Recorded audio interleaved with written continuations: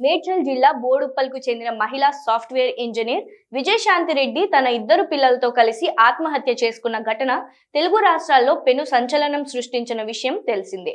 ఈ కేసులో పోలీసులు దర్యాప్తును ముమ్మరం చేసినప్పటికీ చిక్కుముడులను మాత్రం వీడటం లేదు.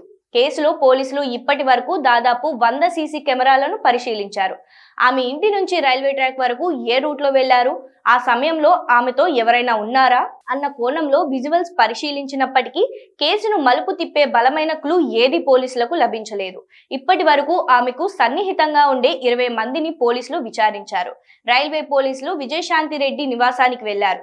ఘటనా స్థలంలో పెద్దగా ఆధారాలు దొరకకపోవడంతో ఇంట్లో ఏవైనా డైరీలు, లేఖలు లేదా ఎలక్ట్రానిక్ గ్యాడ్జెట్స్ దొరుకుతాయేమోనని పోలీసులు భావిస్తున్నారు. గత నెల 30న అర్ధరాత్రి తన ఇద్దరు పిల్లలు చేతన రెడ్డి, విశాల్ రెడ్డిలతో కలిసి ఆమె చర్లపల్లి గట్కేసర్ మధ్య రైలు కింద పడి ఆత్మహత్య చేసుకున్న సంగతి తెలిసిందే.